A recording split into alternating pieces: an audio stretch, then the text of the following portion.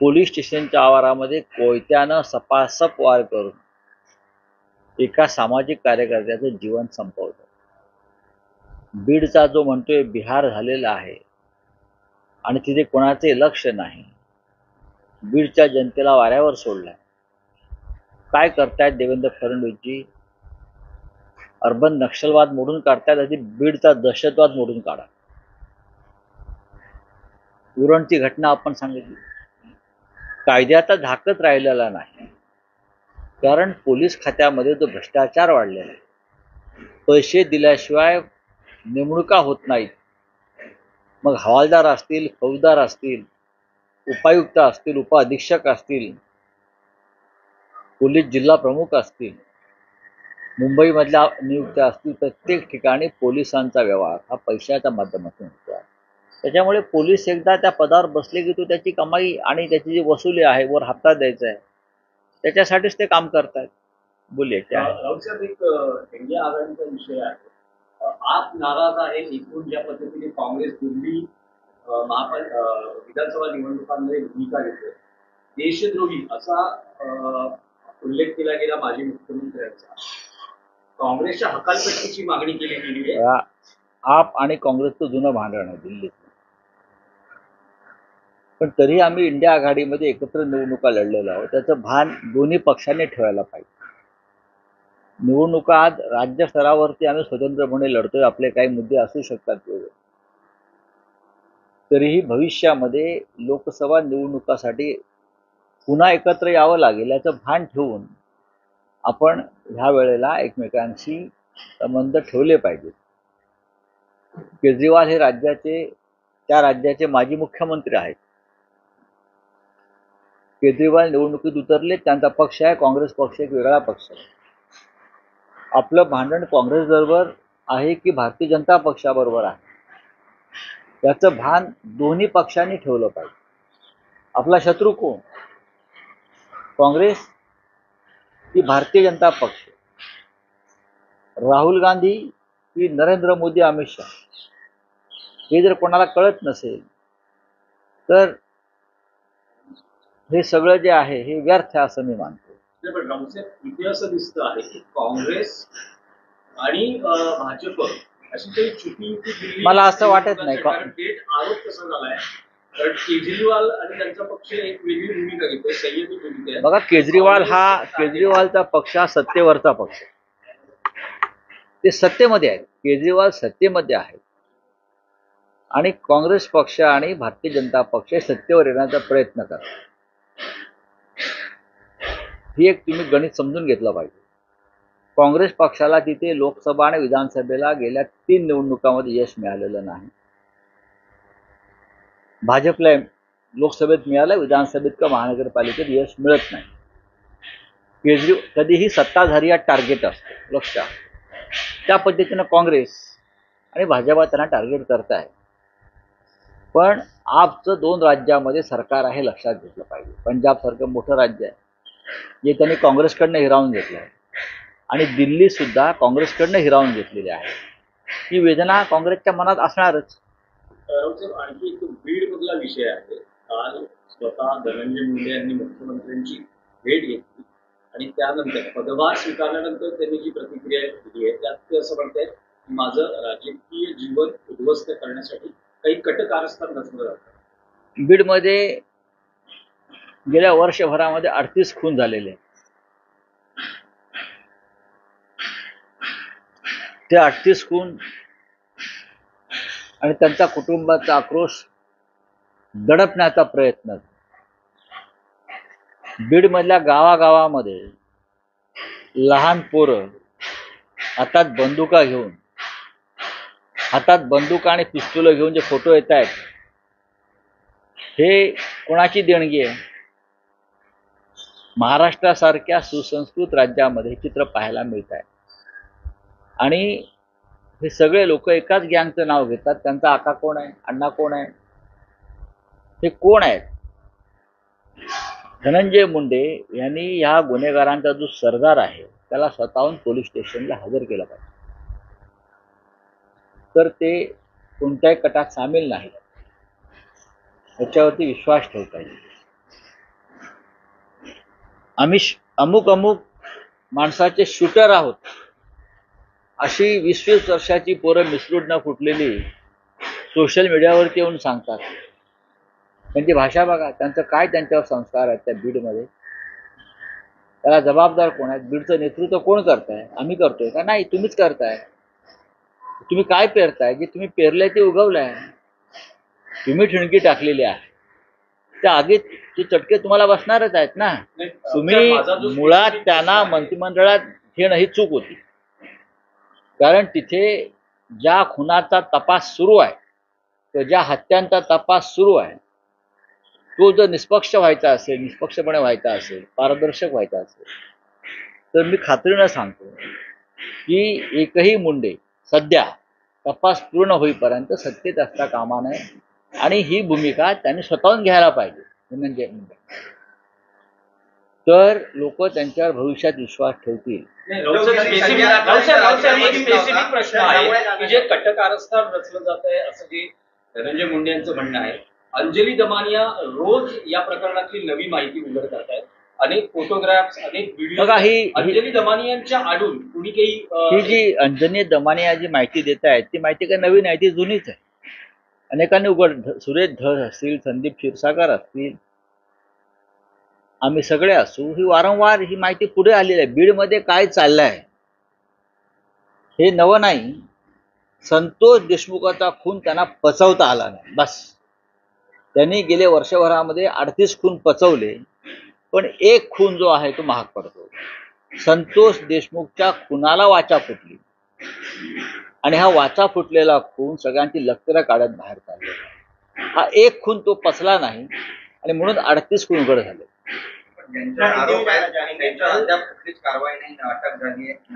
जर आरोप आहेत आणि त्यांच्यावरती कारवाई होत नसेल तर त्याला जबाबदार या राज्याचे गृहमंत्री आहेत. गृहमंत्री कोणाला तरी वाचवतायत. गृहमंत्री हे दुबळे आहेत, कमजोर आहेत, हे यातून स्पष्ट होत आहे. ही गृहमंत्र्यांची जबाबदारी आहे ना. जर लोकांच्या मनात भावना आहे की खरा आरोपी सूत्रधार वाचवला जातोय, तर ती शिंतोडे जे आहेत हे या राज्याच्या गृहमंत्र्यावर पडतायत. गृहमंत्रीचे नाकाने कांदे सोलतायत, कोणालाही सोडणार नाही, किती मोठा असू द्या, बरं का, किती मोठा असला तरी तो तुमच्या पदराखाली आहे, तुमच्या खिशात आहे. पण धनंजय मुंडे काल असं म्हणाले की किती कोणी कोणाच्याही जवळचा असू द्या त्याला कडक शासन फाशीची शिक्षा करा. मग जो जवळचा तुमच्या असेल कोणी त्याला फाशीच्या तख्तापर्यंत पोहोचण्यासाठी आपण पोलिसांना सहकार्य करा. आपण जोपर्यंत सत्तेत आहात तोपर्यंत ते शक्य नाही असं लोकांच्या भावना आहेत. बोले आपका क्या भाई?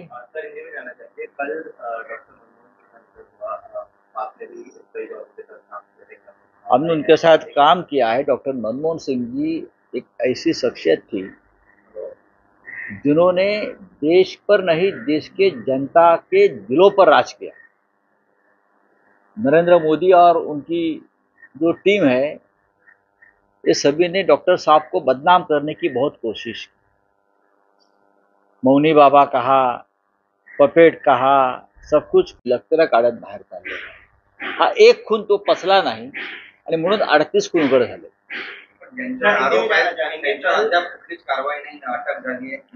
जर आरोप आहेत आणि त्यांच्यावरती कारवाई होत नसेल तर त्याला जबाबदार या राज्याचे गृहमंत्री आहेत. गृहमंत्री कोणाला तरी वाचवतायत. गृहमंत्री हे दुबळे आहेत, कमजोर आहेत, हे यातून स्पष्ट होत आहे. ही गृहमंत्र्यांची जबाबदारी आहे ना. जर लोकांच्या मनात भावना आहे की खरा आरोपी सूत्रधार वाचवला जातोय, तर ती शिंतोडे जे आहेत हे या राज्याच्या गृहमंत्र्यावर पडतायत. गृहमंत्रीचे नाकाने कांदे सोलतायत, कोणालाही सोडणार नाही, किती मोठा असू द्या, बरं का, किती मोठा असला तरी तो तुमच्या पदराखाली आहे, तुमच्या खिशात आहे. पण धनंजय मुंडे काल असं म्हणाले की किती कोणी कोणाच्याही जवळचा असू द्या त्याला कडक शासन फाशीची शिक्षा करा. मग जो जवळचा तुमच्या असेल कोणी त्याला फाशीच्या तख्तापर्यंत पोहोचण्यासाठी आपण पोलिसांना सहकार्य करा. आपण जोपर्यंत सत्तेत आहात तोपर्यंत ते शक्य नाही असं लोकांच्या भावना आहेत. बोले आपका क्या भाई?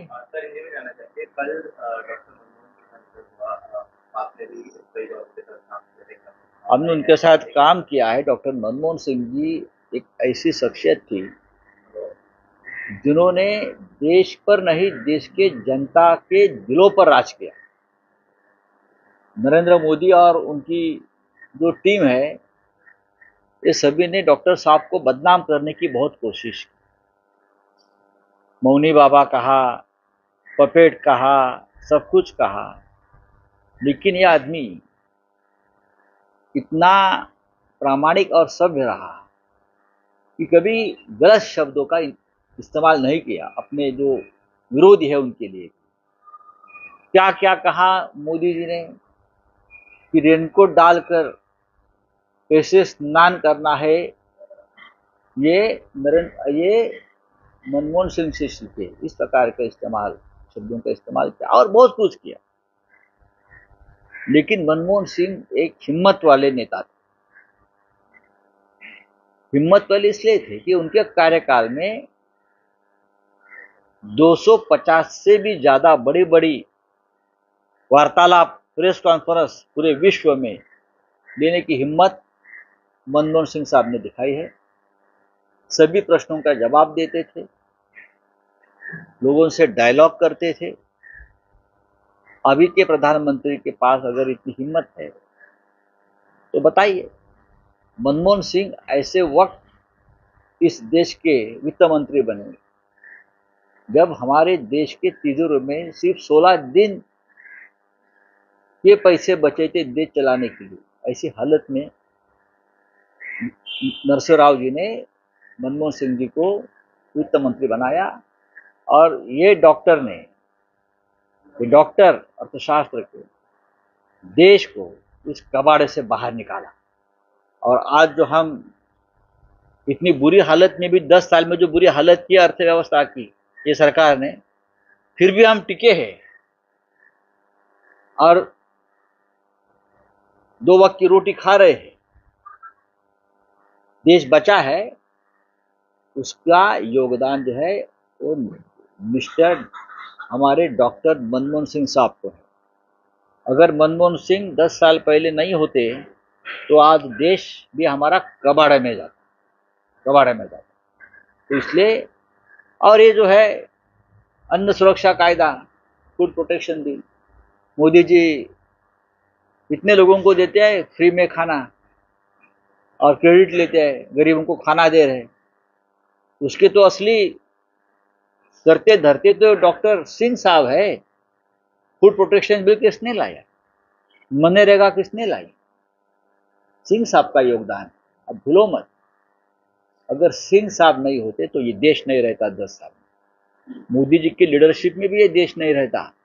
ये सब डॉक्टर सिंह साहब का, मनमोहन सिंह साहब का योगदान है। आज हम जिंदा है, आज हम सांस ले रहे हैं, हम 2 वक्त की रोटी खा रहे हैं, आज भी हमको ठीक से सैलरी मिडिल क्लास को मिल रही है। उदारीकरण किया उस साहब ने, ये उनकी बदौलत हो रहा है सब। इंडिया अलायंस को लेकर एक सवाल है। दिल्ली में चुनाव होने से पहले आम आदमी पार्टी और कांग्रेस के बीच आपस में जो है मतभेद देखे जा रहे हैं। आम आदमी पार्टी ने देखिए चुनाव में इस प्रकार के मतभेद होते हैं। आप सत्ताधारी पार्टी है दिल्ली की, बीजेपी और कांग्रेस सत्ता में आना चाहते हैं दिल्ली में, तो टारगेट किसको करेंगे? जो सत्ता पे है, जिससे सत्ता छीननी है उससे करेंगे। लेकिन ये नहीं भूलना चाहिए कि 6 महीने पहले आप और कांग्रेस ने एक साथ चुनाव लड़े थे और शायद आने वाले लोकसभा में भी हमको एक साथ चुनाव लड़ना पड़ेगा। तो सोच समझ कर, संयम से अपनी बात रखनी चाहिए। मैं इतना ही कहूँगा। भारतीय जनता पार्टी को 2060 करोड़ से ज्यादा का चंदा मिला है और कांग्रेस को 200 करोड़ का चंदा मिला है। अरे हमको तो 50 करोड़ भी नहीं मिला है। ये भारतीय जनता पार्टी है। 2060 करोड़ से ज्यादा, तो समझ लो 2000 करोड़ से भी ज्यादा जो पैसा मिलता है कहाँ से आता है? उसमें से आधे से ज्यादा लोग भ्रष्ट है, आधे से ज्यादा लोगों के ऊपर सीबीआई ईडी की कार्रवाई चल रही है, आधे से ज्यादा लोग बीजेपी सरकार के लाभार्थी है, ठेकेदार है, तो उनको पैसा देगा। ये करप्शन ही है।